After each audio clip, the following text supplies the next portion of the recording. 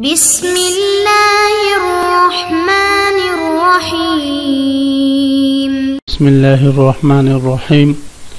عزیز طلبہ، آج ہم شرح ملا جامع بحث توابع کا سبق نمبر 5 شروع کر رہے ہیں۔ اس سبق میں ہم توابع میں سے سب سے پہلا تابع النعت یعنی صفت سے متعلق پڑھیں گے۔ تو سب سے پہلے ہم عبارت پڑھتے ہیں، پھر اس کے بعد سبق کا خلاصہ اور آخر میں عبارت کا ترجمہ اور مختصر تشریح ہم پڑھیں گے۔ تو عبارت پر غور فرمائیں۔ النعت تابع جنس شامل للتوابع كلها، وقوله يدل على معنى في متبوعه أي يدل بهيئة تركيبية مع متبوعه على حصول معنى في متبوعه مطلقا، أي دلالة مطلقة غير مقيدة بخصوصية مادة من المواد، احترازا عن سائر التوابع، ولا يرد عليه البدل في مثل قولك أعجبني زيد علمه، والمعطوف في مثل قولك أعجبني زيد وعلمه، ولا التأكيد في مثل قولك جاءني القوم كلهم، للدلالة كلهم على معنى الشمول في القوم، فإن دلالة التوابع في هذه الأمثلة على حصول معنى في المتبوع إنما هي لخصوص موادها، فلو جردت عن هذه المواد كما يقال أعجبني زيد غلامه، أو أعجبني زيد وغلامه، أو جاءني زيد نفسه، لا تجد لها دلالة على معنى في متبوعاتها، بخلاف الصفة فإن الهيئة التركيبية بين الصفة والموصوف تدل على حصول معنى في متبوعها في أي مادة كانت۔ النعت تابع جنس شامل للتوابع كلها۔ مصنف علیہ الرحمہ نے سب سے پہلے تابع کی تعریف کی، تابع کی تعریف سے متعلق مختلف قیودات اور فوائد بیان کیے۔ اب باقاعدہ النعت تابع سے مصنف علیہ الرحمہ ایک ایک تابع کی تفصیل اور اس سے متعلق بحث ذکر فرمائیں گے۔ تو تابع کی تعریف مصنف علیہ الرحمہ نے ان الفاظ سے فرمائی ہے کہ النعت تابع يدل على معنى في متبوعه مطلقا۔ اس تعریف کو یاد کیجئے گا عزیز طلبہ۔ النعت تابع يدل على معنى في متبوعه مطلقا۔ نعت یعنی صفت ایسا تابع ہے جو دلالت کرے ایسے معنی پر فی متبوعہ جو اس کے مطبوع میں پائے جائے مطلقاً، اور اس کی یہ دلالت مطلقاً ہو یعنی ہر زمانے میں، ہر وقت میں، ہر مثال میں ہو۔ النعت تابع، نعت مبتدا، تابع اس کے لیے خبر ہے، پھر تابع موصوف یدل علی معنی فی متبوعہ، یہ جملہ اس کے لیے صفت واقع ہے، معنی یہ موصوف ہے، فی متبوعہ ظرف مستقر اس کے لیے صفت واقع ہے، اے وجد فی متبوعہ، مطلقاً یہ مفعول مطلق ہے، یدل سے، اے یدل دلالتا مطلقتا باعتبار موصوف محذوف کے۔ تو ترجمہ ہم کریں گے، نعت ایسا تابع ہے جو دلالت کرے علی معنی ایسے معنی پر فی متبوعہ جو معنی اس کے مطبوع میں پائے جائے مطلقاً، اور یہ دلالت تابع کا مطبوع کے معنی پر مطلقاً ہو یعنی ہر مثال میں ہو، ہر جگہ ہو، یہ نہیں کہ بعض مثالوں میں ہو بعض مثالوں میں نہ ہو۔ اب مصنف علیہ الرحمہ اس تعریف کی فوائد اور اس سے متعلق قیودات ذکر فرما رہے ہیں۔ تو فرماتے النعت تابع جنس شامل للتوابع كلها۔ نعت کی جو تعریف تابع سے کی ہے، تو تابع کا جو لفظ ہے تعریف میں یہ بمنزل جنس کے ہیں، یہ تمام توابع کو شامل ہے، یعنی توابع کے جتنے افراد ہیں، چاہے وہ تاکید ہیں، چاہے وہ عطف بیان ہیں، چاہے وہ بدل ہیں، سب کو یہ شامل ہے، یہ بمنزل جنس کے ہیں۔ تو فرماتے ہیں تابع جنس شامل للتوابع كلها، تابع یہ بمنزلہ جنس کے ہیں اور یہ شامل ہے للتوابع كلها تمام توابع کو، وقوله يدل على معنى في مطبوعه، اور مصنف علیہ الرحمہ کا قول تابع کی تعریف میں کہ یدل یہ دلالت کرے علی معنی فی مطبوعہ ایسے معنی پر جو اس کے مطبوع میں ہوں، ای یدل بہیئۃ ترکیبیۃ مع مطبوعہ علی حصول معنی فی مطبوعہ، یدل علی معنی فی مطبوعہ کی وضاحت فرما رہے ہیں، یعنی وہ ایسی دلالت کریں اپنے مطبوع کے ساتھ ہیئت ترکیبیہ کی صورت میں، وہ ایسے معنی کے حصول پر دلالت کرے جو معنی اس کے مطبوع میں پائے جائے۔ یعنی جب بھی موصوف صفت مل کر اور کسی جملے کا جز بنتے ہیں، مثلا جاءنی زید العالم، تو یہاں پر زید اور عالم دونوں مل کر جاء کے لیے جو فاعل بنے ہیں، تو یہ فاعل بننا ہیئت ترکیبیہ یعنی تابع کا اپنے مطبوع کے ساتھ ہیئت ترکیبیہ میں جمع ہونا، یہ جمع ہونا دلالت کرتا ہے تابع کی ایسے معنی پر جو معنی مطبوع میں پایا جاتا ہے، جو معنی مطبوع میں پایا جاتا ہے۔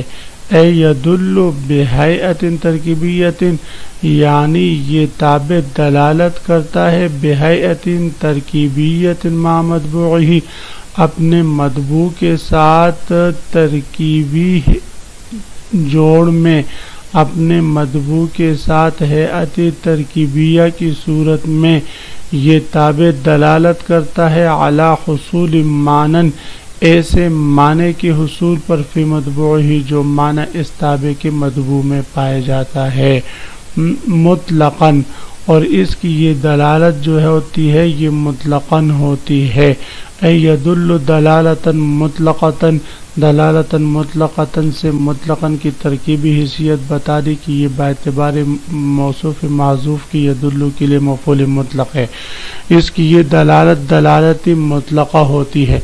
دلالت مطلقہ سے مطلقاً کا لفظ لا کر باقی توابع کو نکال دیا، اس طور پر کہ باقی توابع مثلا بدل ہیں، جاءنی زید اخوکا، جاءنی القوم کلہم تاکید ہیں، جاءنی زید وغلامہ۔ تو یہ جو مثالیں ہیں عطف بیان کی یا بدل کی یا تاکید کی، تو یہ بھی ایسے معنی پر دلالت کرتے ہیں جو مطبوع میں پائے جاتے ہیں۔ مثلا ہم کہتے ہیں جاءنی القوم کلہم، آئی میرے پاس قوم، کل یعنی ساری قوم میرے پاس آ گئی۔ تو اب یہاں پر ساری قوم میرے پاس آ گئی تو کلہم جس معنی پر دلالت کرتا ہے یعنی قوم کی ہر فرد پر دلالت کرتا ہے، اور قوم میں بھی تمام افراد شامل ہے، تو یہ یہاں پر بھی تو ایسی دلالت ہے جو مطبوع میں پائی جاتی ہے، ایسے معنی پر دلالت ہے جو مطبوع میں پائی جاتی ہے، لیکن ان کی یہ جو دلالت ہے یہ آگے آ رہا ہے یہ مادے کی خصوصیت کی بنا پر ہے، مطلقاً نہیں ہوتا۔ مثلا جاءنی القوم کلہم کے بجائے اگر ہم نفسہ کہیں تو تاکید تو باقی رہے گا، لیکن نفسہ کی دلالت ایسی نہیں ہے کہ جو مطبوع کے معنی پر ہوں، تو اس لیے فرماتے ہیں مطلقاً یعنی ہیئت ترکیبیہ ہی کی صورت میں مطلقاً تابع مطبوع کے معنی پر دلالت کرتا ہے، تو ایسے تابع کو نعت کہا جاتا ہے۔ غیر مقیدۃ بخصوصیت مادۃ من المواد، اسی بات کا جواب دے رہے ہیں کہ یہ دلالت ایسی ہو کہ جو مقید نہ ہو بخصوصیت مادۃ من المواد، مادوں میں سے کسی مادے کی خصوصیت کے ساتھ، یعنی مادوں میں سے کسی مادے کی خصوصیت کے ساتھ یہ جو ہے مقید نہ ہو بلکہ مطلقاً یہ دلالت ہو۔ احتراز عن سائر التوابع، احتراز یہ خبر واقع ہیں، قولہ یدل علی معنی فی مطبوعہ، یہ قولہ مبتدا ہے، یدل علی معنی فی مطبوعہ یہ جو جملہ ہے مقول قول، احتراز یہ قولہ کے لیے خبر واقع ہیں، یعنی مصنف علیہ الرحمہ کا یہ قول یدل علی من فی مطبوعہ، اور جو ہے یہ احتراز ہے عن سائر التوابع، تمام توابع سے، تمام توابع اس سے نکل جاتے ہیں۔ ولا يرد علیہ البدل۔ اب یہاں سے مصنف علیہ الرحمہ ایک اعتراض ذکر فرما کر اس کا جواب ذکر کریں گے۔ اعتراض یہ ہے کہ بھئی آپ نے کہا تابع ایسا، نعت ایسا تابع ہے جو اسے معنی پر دلالت کرے جو مطبوع میں پائے جاتا ہے۔